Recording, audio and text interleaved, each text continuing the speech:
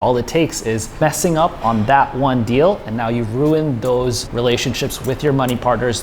Hey YouTube, it's Patrick J. Elhae here, your teacher, real estate investor, and real estate coach. And today we'll be talking about how you can avoid making mistakes that could potentially cost you hundreds of thousands of dollars in the real estate game.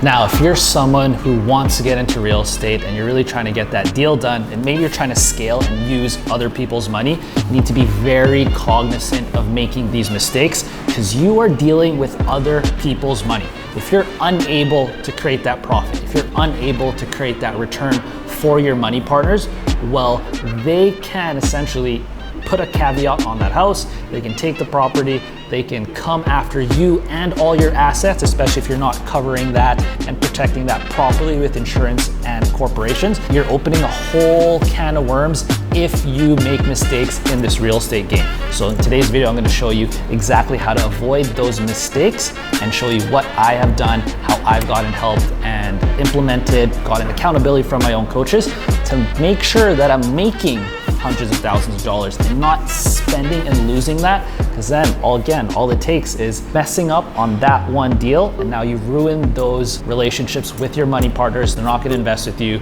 ever again, and now good luck trying to find more money partners after you've built a reputation of losing other people's money. Now, if you're serious about becoming a professional real estate investor, make sure you hit that like, comment, and subscribe button, turn on that notification, and I'd love to help you get some accountability and learn how to implement these skills. So you can also book a session in my Calendly link, and I'd love to get to know you a little bit better and see if we can help you reach your goals. Now, there was this time where I was doing this deal. The plan originally was to keep it as a rental. Things didn't really work out. I didn't plan properly, where I kind of ignored some variables. Long story short, the house was a little bit too close to the property line and I would have to move all the rooms to the other side. That would have cost me about $23,000. Instead, we had to move the house and sell it as a cabin. Luckily, I got on a phone call with my coach and my team. They gave me a plan to implement. Really, all I really had to do was either raise the money, put myself in more debt, or put on my big boy pants and make that income. I was absolutely worried. I've never really made $20,000 to $30,000 in less than 10 days, but I had no choice. And luckily, my coach gave me a step-by-step plan of, okay, how do I offer value to other people and make that sale? And luckily enough, made that $25,000 in about 24 hours before I had to pay that. So it was very stressful. I would not recommend putting yourself in that situation. However, luckily I had that coach, I had that accountability, and I had someone help implement a step-by-step system to make that amount of money in a very short amount of time. Now, the first mistake I made as a real estate investor when I was still really early in the game was not having a plan.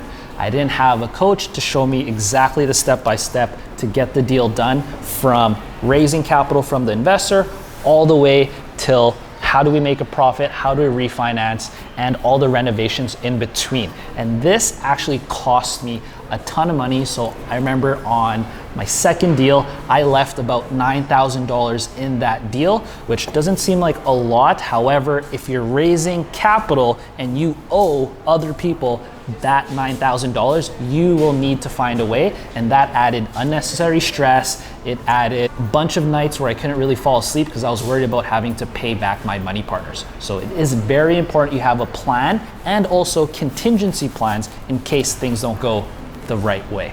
Now, the second tip and the second mistake to essentially avoid is spending unnecessary money on your renovations. Instead of focusing on the kitchen, bath, flooring, paint, and what is necessary, you start adding like maybe a backsplash that's not needed, or spending money where you're actually just using up your investor's capital.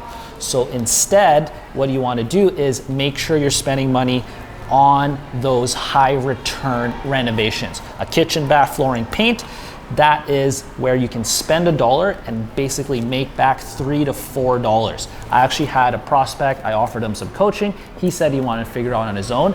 And within the first 3 months, he had some water lines that blew up because he didn't know how to manage a renovation in winter.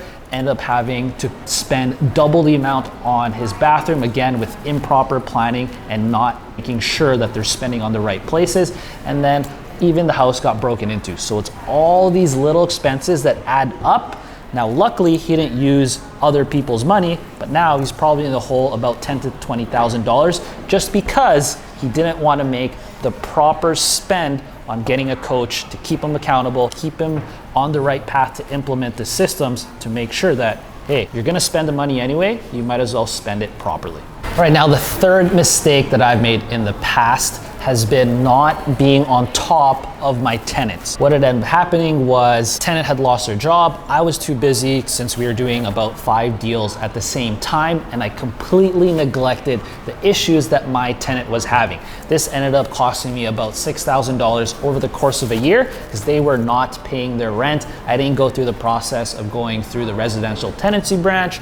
I didn't kind of really communicate with them very well. And what ended up happening is now we kind of set up a payment plan. However, if I didn't just sit down and make a plan with this tenant of how they're gonna figure out their own situation, I would have spent and lost even more money than just $6,000. Luckily, they're paying it back. So if you're interested in becoming a professional real estate investor, make sure you hit that like, comment, and subscribe button. Turn on that notification button. And if you want help with implementation and my help keeping you accountable on your own real estate goals, make sure you hit the link on the Calendly and let's book a free strategy session. So to quickly recap this video, a couple mistakes you want to avoid is make sure that you have a plan when it comes to your real estate deals. Next step is to make sure that you stick to that plan and you don't go spending extra money where it's not necessary. And finally, probably one of the biggest mistakes I've made as a real estate investor is not managing my properties and not being on top of my tenants and their situation. You really got to make sure you take care of these people because they're the ones that are actually providing you with the opportunity to essentially become a real estate investor. Awesome, so I hope you got some value out of this YouTube video. Make sure to hit that like, comment, subscribe, and turn on that notification button, especially if you're serious about becoming a real estate investor and you need my help when it comes to accountability and implementation. Don't forget to hit the link for that free strategy session. I'd love to see you there and help you out reach your goals. So that's it. Hope you guys have an awesome day. Peace out.